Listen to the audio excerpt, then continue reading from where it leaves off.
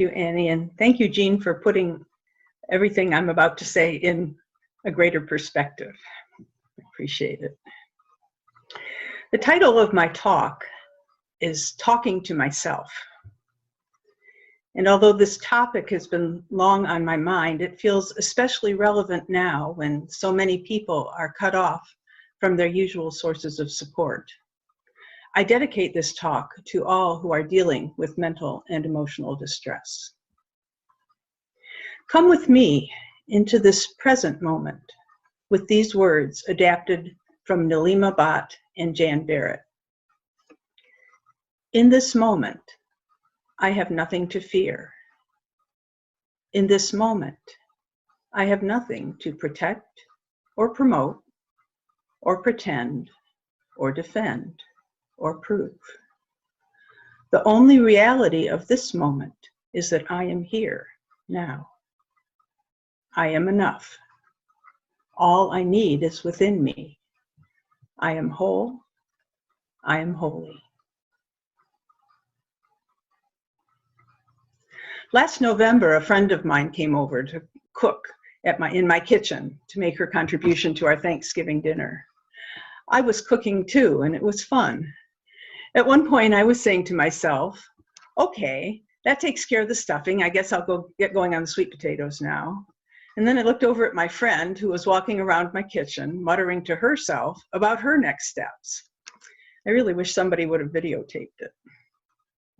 Self-talk. We all do it. Sometimes it's out loud. Sometimes it's an inner voice. Sometimes it's a song. The other day, Crosby, Stills, and Nash singing Carry On popped into my head. I went and found it on YouTube and sang along, and it's a pretty good message for these times. Sometimes self-talk can be comforting, and sometimes it's a kick. Well, what do we talk to ourselves about? Well, one thing is remembering. So, such as, what did I come into this room for? Oh yeah, my reading glasses. And where did I leave them? And then there's tracking, counting the seconds while I stretch my back or wash my hands, 1001, 1002, 1003. And then let's not forget, not forgetting. I walk towards my grocery list, saying over and over so I won't forget. Milk, carrots, pepper, milk, carrots, pepper, milk, carrots, pepper. And then there's the one that this talk is focused on, those painful inner thoughts and feelings. Damn, damn, damn. I'm not doing it right. I'm screwing it up. What's wrong with me? Sometimes it's a cry with no words. Psychology Today says, many people are conscious of an inner voice that provides a running monologue on their lives throughout the day and into the night. This inner voice, combining conscious thoughts with unconscious beliefs and biases, is an effective way for the brain to interpret and process daily experiences. Human nature is prone to negative self-talk, however, and to sweeping assertions like, I can't do anything right, or I'm a complete failure. Well, I'm not sure that I agree that worried, fearful, and judgmental self-talk is effective. There are many times when it hurts a great deal. It's hard to admit how often it happens. But for me, facing up to my painful self-talk has become essential. I have discovered that listening deeply to all my voices and honoring every part of my journey is the path to my soul. I'd like to share a bit of my personal history and some of what I have learned from my explorations. I grew up in what to all outward purposes was a loving, comfortable middle-class home. I had clothes and food and books and vacations, lots of good things. What I didn't have was good feelings about myself. I was caught between a crazy, rageful mother and a perfectionist father. I learned to blame myself for not being able to live up to what was expected. I came away from childhood with a frequent sense of failure, self-hatred, and inner pain. Of course, the story is much more complex with many more details than I can share here. It has taken me many years, decades really, to understand that my inner voices that create the fear, guilt, shame, and pain don't make me a bad person. Well, duh, I can say right now, I can see that I'm often kind and helpful and that I'm a good and valuable person. But when the inner pain arises, which it does for me, some part of almost every day, I absolutely don't believe that. The self-hatred comes on like someone flipping a light switch and I get stuck. The pain can be overwhelming. I have learned that patterns like these often form in our earliest days when there's some kind of trouble that we don't know how to handle. We made the best decisions we could at the time.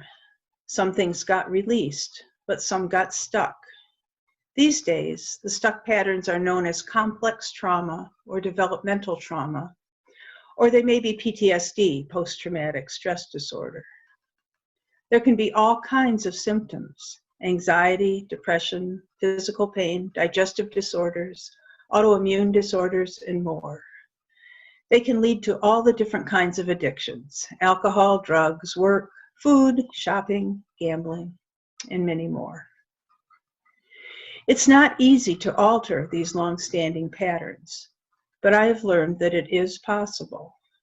For me, it is a necessity. I can't just will them away. I have to do the work. And after much work, I've realized that it is this very process that gives purpose and meaning to my life. It gives me understanding and compassion to use in supporting others who are in distress. It started taking me down a spiritual path at age 19 and has led me over the decades to amazing spiritual teachers and nourishing spiritual practices. I have learned to listen deeply to my distressing voices. I have learned ways to hear their positive intent and sometimes to transform them into sources of spiritual support. As Ram Dass said, suffering is part of our training program for becoming wise. Life is scary or painful for all of us at times, especially right now when we're stuck in our homes or having to go out into a virus-infested world. Our self-talk can so easily slip into the negative. A USA Today headline from April 8th read, "Mental illness is epidemic with the coronavirus pandemic." When we keep our painful self-talk to ourselves or cover it up or run away, we pay a price for this as individuals and as a society. I'm sad that for a long time I covered up my pain by pretending that I had it all together, and at times by directing my distress outward. The World Health Organization states that 1 in 4 people will experience a mental disorder in their lives, and that most will never seek help. Many people cannot find the help they need or cannot afford it. There are around 1 million suicides in the world each year, or close to 3,000 a day. In the US, there is 1 every 11 minutes. I'm incredibly grateful that I've had the resources to seek help, and that my intuition, by which I mean my connection to spirit, has drawn me toward what will work for me. I'd like to share a few things that spirit has drawn me to. I hope they will inspire you to ask spirit to show you the things that will work for you. First, from a class called Becoming the Messenger You're Meant to Be, Spirit led me to create this message. Breathe. Step into reverence. Find ways to heal. Find the gift in everything. Keep going deeper. You will shift the universe. A friend led me to DNRS, Dynamic Neural Retraining System, created by Annie Hopper.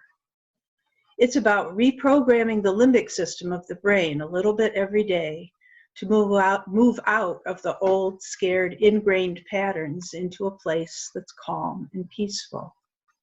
It uses movement, memory, imagery, and self-talk, including to and from my higher self.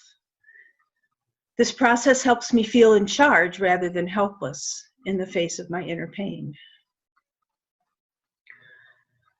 Then I have been taught a way of doing self-talk through writing by Tim Kelly of the True Purpose Institute. Called Active Imagination, it's a written conversation between my aware ego, the part of myself that's usually out front, and another part of myself, such as my angry part, a child part, or my inner critic. The term active imagination was created by Carl Jung and has since been adapted by many others. I'd like to give you a brief example of active imagination. I start by sitting at my computer and typing my name, Layla. Who would like to come forward? Inner critic. It's me, your inner critic. Why can't you just get out of this negative self-talk stuff? What's wrong with you? Layla. Do you have a message for me today? Inner critic. Yes. You need to balance out how you spend your time. Yesterday was too much TV and computer games. You know better than that. Layla. I do actually, but I get tired. Inner critic. I know.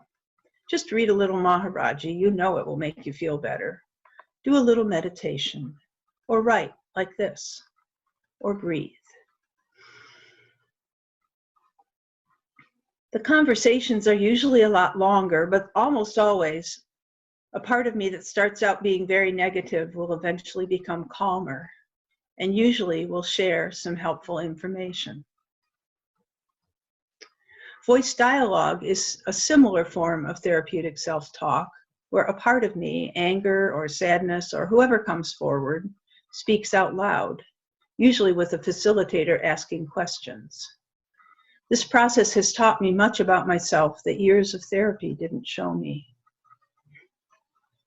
Another form of my self-talk comes as poems.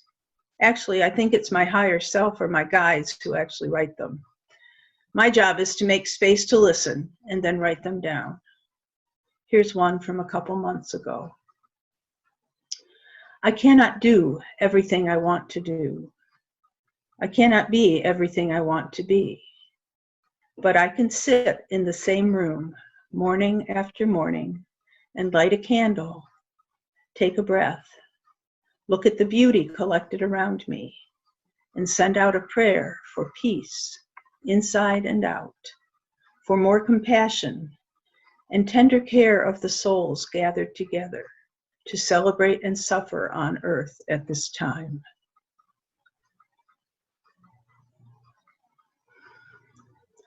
For me, as some of you already know, singing is a powerful form of self-talk. From rock and roll to folk music to quiet chants, songs can create deep healing. And science has shown that the act of singing or humming even can release tension from our bodies. So I'd like to invite you to do a couple hums or ohms with me now. Start with a deep breath.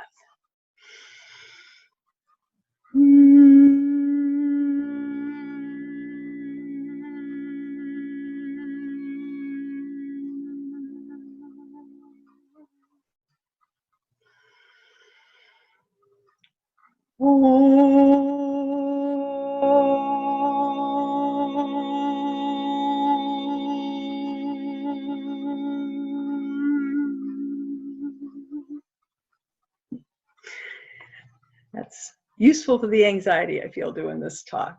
I feel my shoulders loosen up a little bit. Harder for me, but essential, I'm learning, is movement. Just walking or going to the gym back when we could do that helps me a lot. So does spiritually based movement like Tai Chi and Qigong. They can calm and center me and release my tense muscles and nerves. Here's a tiny bit to try. It's based on the wonderful work of my Tai Chi teacher, Carla Grosbeck. Sitting up straight, hands on your legs, take a deep breath. Turn your head to one side and return to center. Turn your head to the other side and return to center. Pretend you are hugging a tree. Become the trunk of the tree. Raise your arms like branches into the sky and bring the energy of the sun, the moon and stars, the wind and the rain down into your body, into your mind and spirit, and return to center.